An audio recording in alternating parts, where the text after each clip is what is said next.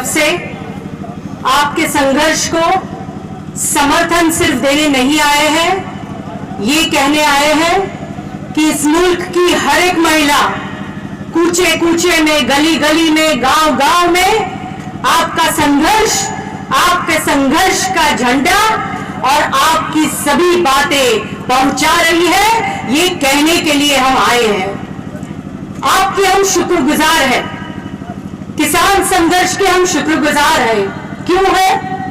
क्योंकि आपने ऐसा काम किया है कि आज भारत के हर नागरिक को संघर्ष में उतारा है।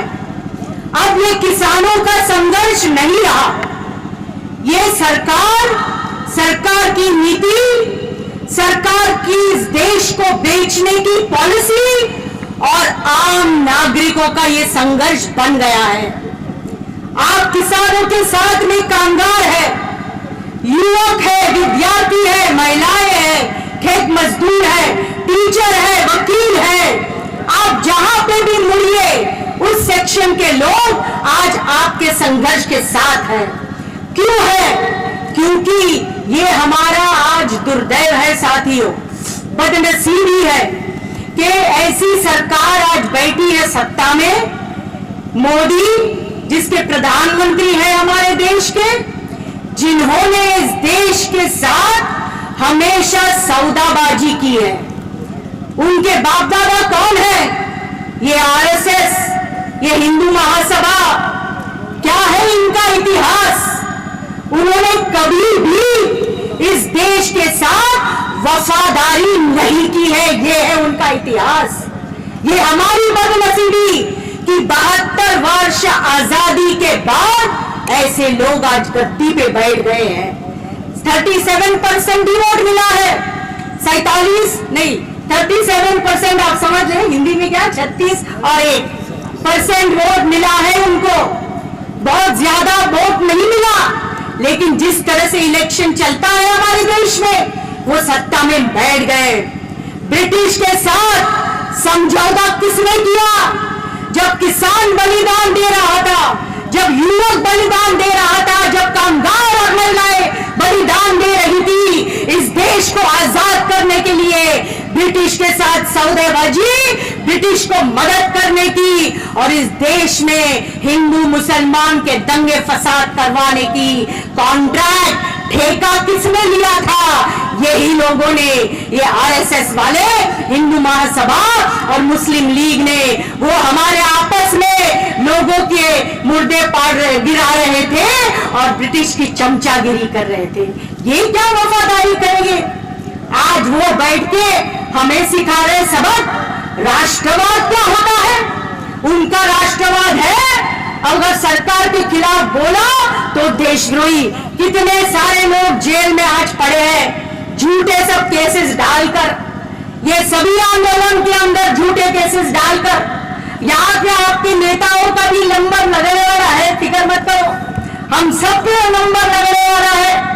तो झूठे केसेस बनाना, देशद्रोह का ठप्पा लगाना, आपके भी आंदोलन को बदनाम करने की कोशिश की। लेकिन एक बात अभी पक्की है कि अभी मोदी जी आपका घड़ा भर गया। हमारे में ना एक कहावत है, घड़ा भरने का टाइम आता है, वो जब तक नहीं भरता है ना तो थोड़ी सी मुसीबत होती है। अभी आपका जो वो घड़ा बोलते हैं, आप समझ गए, मटका भर गया आपका। अभी आपकी खिचड़ी नहीं पकने वाली। सही कहा मेरे पहले साथी ने, झूठ पे झूठ बोलते रहते हैं और अभी वो इस देश का पूरा सत्यानाश करना है उन्हें। देश का सत्यानाश मतलब देश में रहने वाले 80%, 90% लोगों की जिंदगी में वो आग डालने की कोशिश कर रहे हैं। उन्होंने महंगाई बढ़ाई है। अब देखिए प्याज का दाम क्या हो गया। प्याज, किसान जो है प्याज उगाते हैं उसको कुछ नहीं मिल रहा है, टमाटर उगाते हैं उसको कुछ नहीं मिल रहा है, लेकिन मार्केट में मेरी बहनें जाती है 100 रुपया किलो दाम है। ये है हकीकत। आज जिंदा रहना नामुमकिन हो गया है। महिलाएं क्यों उतरी है, यहाँ पे आई है, मेरे सामने बैठी है महाराष्ट्र की महिलाएं, आदिवासी इलाकों से आई है, आदिवासी मेरी बहनें आई है, यहाँ पर क्यों आई है? जिंदा रहना आज मुश्किल हो गया है, काम नहीं मिल रहा है, मनरेगा का काम निकालो हमने कहा तो ये कह रहे हैं युवकों को। ये तो इतने बेशर्म है। हमारे जो गृह मंत्री है अमित शाह, वो भी बैठे गद्दी पे, जिसके ऊपर मर्डर का केस लगा है, खूनी है, ये खूनी आदमी गृह मंत्री करके बैठा है कुर्सी पर और युवकों को कह रहा है हम आपको काम नहीं दे सकते हैं, आप पकोड़े बनाओ। इसलिए ये किसान आंदोलन में हमें अमित शाह को ऐलान करना है। याद रखिए गृह मंत्री जी, अभी आपको पकोड़े बनाने का टाइम आ गया है। आपकी दुकान कैसे बंद करना इस देश का नागरिक जानता है। स्वास्थ्य व्यवस्था प्राइवेट कर रहे हो, कोरोना के काल में बर्बाद हो गए सब लोग, कोई जीने का जरिया नहीं है, पैसा नहीं है हाथ के अंदर, भूखों मर रहे हैं सब लोग। और कोरोना के काल में आप स्वास्थ्य सेवा नहीं सबको मुहैया करा रहे हैं, प्राइवेट में जाना पड़ रहा है। 1 लाख रुपया 2 लाख रुपया निकालो, कहां से निकालेगा इंसान? तो इनके हाथ खून से रंगे हुए हैं। ये मोदी, आप जानते हो गुजरात में मुसलमानों के कत्ल कराया, उनका खून लगा है इस मोदी के हाथ पर। गद्दी में बैठने के बाद लगातार एक के बाद एक नोटबंदी में लोग मरे, उनका खून लगा है। अब जीएसटी में व्यापारियों ने आत्महत्या की, उनका खून लगा है उनके हाथ पर। जो युवक है बेरोजगारी की वजह से वो आत्महत्या कर रहे हैं। इस देश में दुनिया से सबसे ज्यादा आत्महत्या भारत में हो रही है। इतने मुसीबत में सब हम लोग फंसे हुए हैं, उनका हाथ लगा है। किसानों के खून का हाथ उनके खून का हाथ पे लगा है।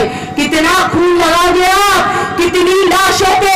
ये बड़ा जो बीजेपी का ऑफिस बनाया है दीनदयाल उपाध्याय पार्क के सामने, कितने लोगों का खून उस पे लगा हुआ है। इसको उखाड़ के रखने की आज बात हमको करनी है। शिक्षा नीति उन्होंने पूरी बदल दी। हमारे गरीब के बच्चे ऑनलाइन क्लास में बैठ सकते हैं? कहीं नहीं बैठ सकते।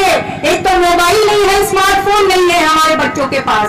मोबाइल फोन होगा तो इंटरनेट नहीं है, इलेक्ट्रिसिटी नहीं है, तो गरीब के बच्चे कहां बाहर खेल रहे मिट्टी के अंदर। और ये क्यों है? ये सब क्यों है?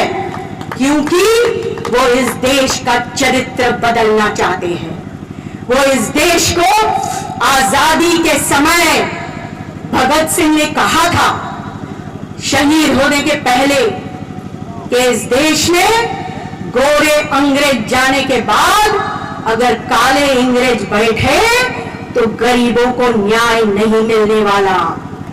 यही बात हो गई बदनसीबी से। अब किसान का राज होने वाला है, अब ये झंडा ऊंचा लहराने वाला है। तो वो पूरा चरित्र बदलना चाहते थे। आरएसएस उसी टाइम हिंदू राष्ट्र की बात करते थे, नहीं पकी उनकी खिचड़ी। अब 72 साल के बाद वो एक जगह पर इस देश को अंबानी अदानी को बेचना चाहते हैं, बड़े बड़े मल्टीनेशनल कंपनी को बेचना चाहते हैं। जो वो उनके बूट चाटे बोलते हैं ना, उनका बूट चाटने का काम ये मोदी और अमित शाह कर रहे हैं, ये मोहन भागवत कर रहे हैं। और लोगों को पटवा के रखने के लिए धर्म और जात का राजकारण, राजनीति करना और देश को मनुस्मृति के आधार पर चलाने का कोशिश करना। दलित का बच्चा डॉक्टर नहीं बनेगा, आदिवासी की बच्ची इंजीनियर नहीं बनेगी, जो पिछड़ी जाति के हैं उनके बच्चे आगे नहीं पढ़ेंगे।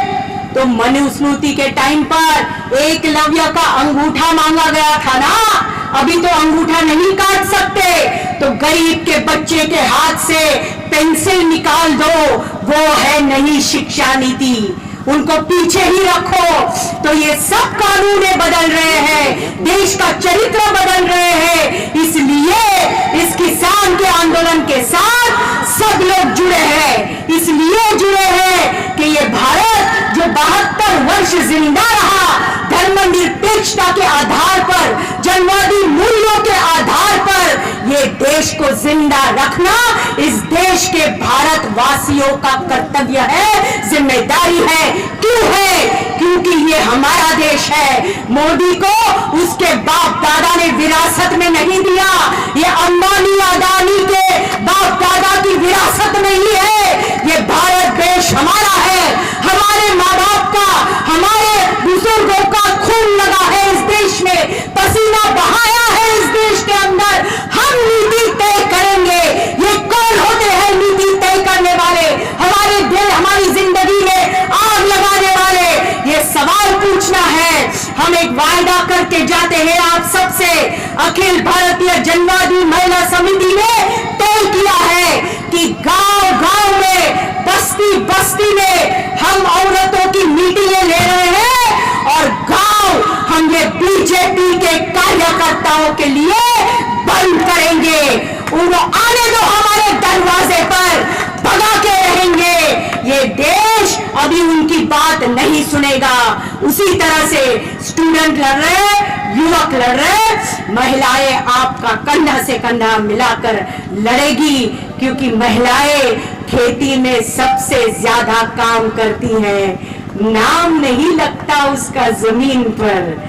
तो हम उम्मीद करते हैं इस लड़ाई में वो भी बात आप छेड़ोगे और साथ में मिलकर समानता की लड़ाई, बराबरी की लड़ाई, नई दुनिया, नया देश बनाने की लड़ाई ये हम सब मिलकर करें। ये मोदी का न्यू भारत जो बोल रहा है वो है देश को बर्बाद करने वाला लाइन। ये नहीं चलेगा। हम लड़ेंगे, हम जीतेंगे, एक नई दुनिया बनाएंगे।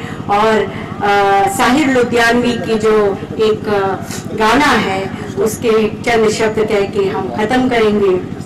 उन्होंने कहा था ना कि वो सुबह कभी तो आएगी, वो सुबह कभी तो आएगी। वो जो गाना है, इन काली सदियों के सर से जब रात का आंचल ढलकेगा, जब दुख के बादल पिघलेंगे, जब सुख का सागर छलकेगा, जब अंबर झूम के नाचेगा, जब धरती नगमे गाएगी, वो सुबह कभी तो आएगी, वो सुबह हमें से आएगी।